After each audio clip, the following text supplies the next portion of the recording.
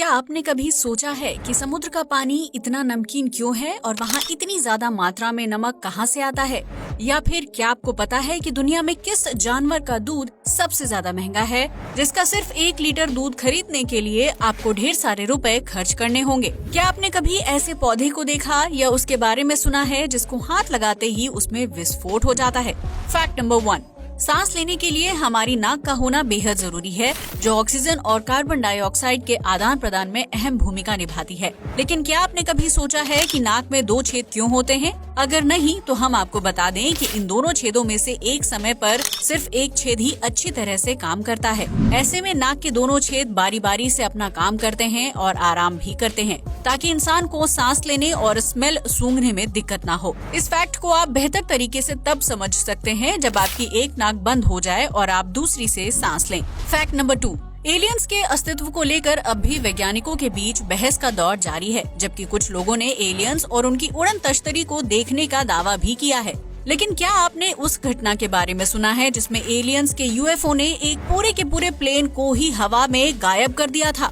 दरअसल साल 1978 में ऑस्ट्रेलिया के एक विमान ने हवा में उड़ान भरी थी, लेकिन वो प्लेन जमीन पर लैंड ही नहीं कर पाया। उस प्लेन के पायलट से जब आखिरी बार बात हुई थी तो उसने बताया था कि प्लेन के ऊपर एक अजीबोगरीब चीज उड़ रही है जो यूएफओ की तरह दिखाई देती है। ये मैसेज देने के बाद ही प्लेन हवा में अचानक से गायब हो गया, जिसे रडार की मदद से खोज पाना नामुमकिन था। ऐसे में एयरपोर्ट एजेंसी को लगा कि प्लेन किसी दुर्घटना का शिकार हो गया है, लेकिन दुर्घटना स्थल पर प्लेन को खोजा नहीं जा सका। इस घटना के 3 दिन बाद गायब हुए प्लेन के सिग्नल दोबारा मिल जाते हैं, लेकिन इस बार उसकी लोकेशन धरती के बाहर आउटर स्पेस की दिखाई दे रही थी। ऐसे में धरती से अचानक गायब हुए उस प्लेन को कभी नहीं खोजा जा सका और आउटर स्पेस से मिलने वाले सिग्नल भी कुछ देर के बाद आना बंद हो गए थे। फैक्ट नंबर 3, अगर आप कभी रेगिस्तानी इलाके में घूमने गए हैं तो आपने वहाँ चारों तरफ रेत के बड़े बड़े टीले और दूर दूर तक फैली हुई रेत को जरूर देखा होगा। लेकिन क्या आप जानते हैं कि रेगिस्तान में इतनी ज्यादा रेत कहाँ से आती है, जबकि आसमान से रेत की बारिश होना असंभव है? दरअसल रेगिस्तान में इतनी ज्यादा रेत होने के पीछे सबसे बड़ा कारण है यहाँ का बदलता मौसम, जो दिन में बेहद गर्म और रात को काफी ठंडा हो जाता है। ऐसे में रेगिस्तान में मौजूद चट्टानें 12 घंटों में तापमान में आए इस बड़े बदलाव के कारण कमजोर होने लगती हैं और धीरे धीरे टूट जाती हैं। इन चट्टानों के टूटने से रेत के कणों का निर्माण होता है, जो तेज हवा के जरिए पूरे रेगिस्तान में इधर उधर फैल जाती हैं। इस तरह लाखों साल से तापमान में हो रहे बदलाव के कारण चट्टानें रेत के विशालकाय टीलों में तब्दील हो चुकी हैं, जिसकी वजह से ऐसी जगह को रेगिस्तान नाम दिया जाता है।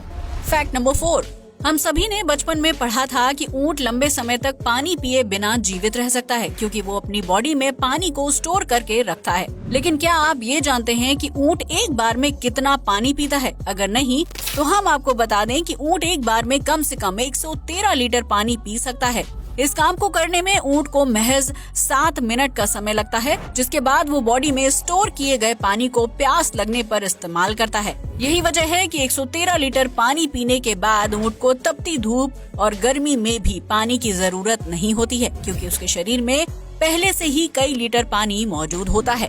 फैक्ट नंबर 5, अगर आप मोटे हैं और तमाम कोशिशें करने के बावजूद भी अपने वजन को कम नहीं कर पा रहे हैं, तो आपको ज्यादा परेशान होने की जरूरत नहीं है। इस दुनिया में एक ऐसा देश भी मौजूद है जहां मोटे लोगों को सबसे ज्यादा पसंद किया जाता है। दरअसल इथोपिया में रहने वाली बोडी जनजाति में मोटे लड़कों का स्वयंवर होता है, जहां सबसे मोटे लड़के को लड़की अपने पति के रूप में चुनती है। इतना ही नहीं, इस जनजाति के लोग लड़कों को मोटा करने के लिए कुल 6 महीनों तक उन्हें खूब खाना खिलाते हैं और उन्हें कोई काम नहीं करने देते हैं, जिसके बाद एक कार्यक्रम का आयोजन किया जाता है। इस कार्यक्रम में कबीले के सरदार सबसे मोटे लड़के का चुनाव करते हैं, जिससे कबीले की लड़की की शादी की जाती है। इस जनजाति के लोग मोटापे को व्यक्ति की ताकत और खूबसूरती से जोड़कर देखते हैं, इसलिए यहाँ मोटे लोगों का खूब आदर सम्मान किया जाता है।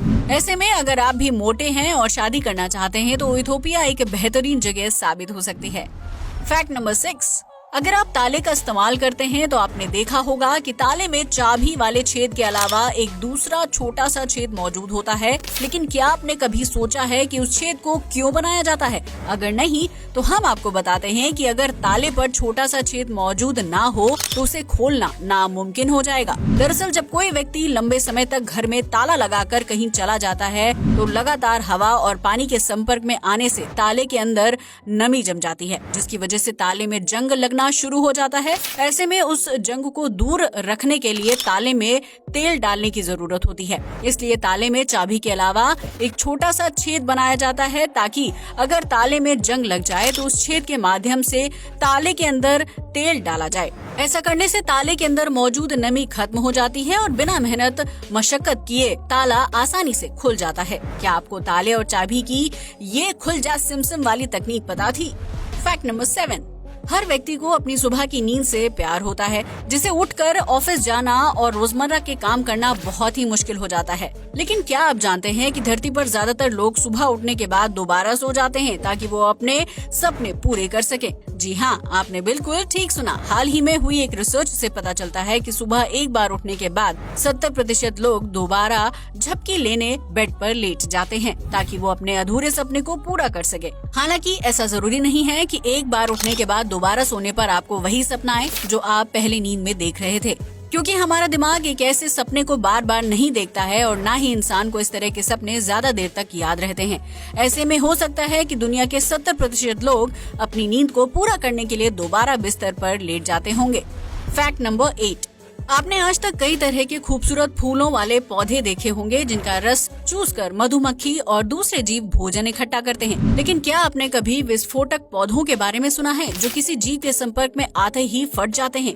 यकीनन इस तरह के पौधों के बारे में बहुत कम लोगों को जानकारी होगी, इसलिए हम आपको बता दें कि इस तरह के विस्फोटक पौधों को ऑटोकोरी के नाम से जाना जाता है। इस श्रेणी में आने वाले पौधों में जब बीज विकसित होते हैं तो वो एक समय बाद फैलाव के कारण विस्फोट होकर फट जाते हैं। इस प्रक्रिया के पूरा होने में तितली और मधुमक्खी जैसे कीड़े मकोड़े मददगार साबित होते हैं, क्योंकि जब ये कीड़े पौधे के फूल का रस चूसते हैं तो उस दौरान पौधे में सीमित गतिशीलता आ जाती है, जिसकी वजह से उसके बीज बहुत ही तेजी से विस्फोट करके बाहर निकल जाते हैं और जमीन पर इधर उधर फैल जाते हैं। इस तरह समय समय पर बीजों के विस्फोट से नए ऑटोकोरी पौधे उगते हैं, जिससे जंगल में हरियाली फैलती है। हालांकि कई बार इन बीजों के विस्फोट से कीड़े मकोड़ों की जान भी चली जाती है, क्योंकि वो अपने कवर से किसी धारदार ब्लेड की तरह बाहर निकलते हैं, जिसके संपर्क में आने से फूल पर बैठे कीट पतंगों के टुकड़े टुकड़े हो जाते हैं।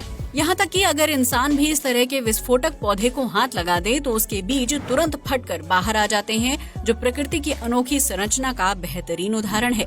फैक्ट नंबर 9, आपने बचपन से ही सुना होगा कि दूध पीने से हड्डियां मजबूत होती हैं और शरीर को ताकत मिलती है। इसलिए ज्यादातर लोग गाय या भैंस के दूध का सेवन करते हैं। जहां एक तरफ गाय और भैंस के दूध की कीमत 60 से 70 रुपए प्रति लीटर है, वहीं बीमारी के लिए इस्तेमाल होने वाले बकरी के दूध की कीमत। लेकिन क्या आप ये जानते हैं कि गाय, भैंस और बकरी से ज्यादा कीमती दूध किसी और जीव का होता है? अगर नहीं तो हम आपको बता दें कि वो जीव ऊंट और गधा है। जी हाँ, आपने बिल्कुल सही सुना। ऊँटनी के दूध की कीमत 3000 रुपए प्रति लीटर है, जबकि मादा गधे का दूध बाजार में 6 से 7000 रुपए प्रति लीटर के दाम पर बेचा जाता है। दरअसल ऊंट और गधे का दूध पीने से शरीर को कई तरह के फायदे मिलते हैं और इम्यूनिटी भी मजबूत होती है। इसलिए दुनिया भर में इन दोनों जीवों के दूध का इस्तेमाल स्वास्थ्य को बेहतर करने के लिए किया जाता है। मादा गधे का दूध पीने से कैंसर जैसी खतरनाक बीमारी की रोकथाम होती है और इंसान को लंबे समय तक जवान दिखने में भी मदद मिलती है। यही वजह है कि बाजार में इस दूध की कीमत इतनी ज्यादा है। इस फैक्ट को जानने के बाद आप समझ ही गए होंगे कि जिस जीव को सबसे ज्यादा बेवकूफ माना जाता है, उसी का दूध दुनिया में सबसे ज्यादा कीमती और पोषक तत्वों से भरपूर है। फैक्ट नंबर 10, ये तो हम सभी जानते हैं कि समुद्र का पानी बहुत ही खारा है, जिसकी वजह से उसका सेवन नहीं किया जा सकता है। हालांकि इसी समुद्र के पानी से नमक बनाया जाता है, जो हमारे खाने को स्वादिष्ट बनाने का काम करता है। लेकिन क्या आपने कभी सोचा है कि समुद्र में इतनी ज्यादा मात्रा में नमक कहाँ से आता है और कैसे बनता है? दरअसल समुद्र के अंदर नमक बनने का कारण बहुत ही साइंटिफिक है, जिसे आपको साइंस की मदद से समझना होगा। जब आसमान से बारिश की बूंदें जमीन पर गिरती हैं, तो वो वायुमंडल में कार्बन डाइऑक्साइड के साथ मिलकर एसिडिक हो जाती हैं। इसके बाद जब ये बूंदें मिट्टी और चट्टानों पर पड़ती हैं, तो उनमें मौजूद खनिज तत्वों के साथ रिएक्शन करती हैं। इस तरह बारिश की बूंदें केमिकल रिएक्शन के जरिए नमकीन हो जाती हैं और नदियों के सहारे समुद्र में इकट्ठा हो जाती हैं। समुद्र में सालों साल तक एसिडिक और खनिज तत्वों वाले पानी के गिरने से नमक का निर्माण होने लगता है, जो समुद्र के पानी को भी नमकीन बना देता है।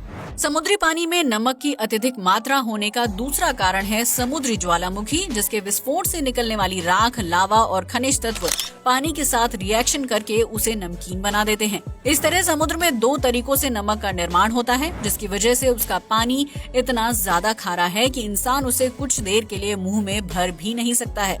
तो दोस्तों, ये थे दिमाग को हिला देने वाले कुछ अमेजिंग फैक्ट्स। अगर आपको ये वीडियो पसंद आया हो तो जल्दी से लाइक करें और शेयर करें। जय हिंद।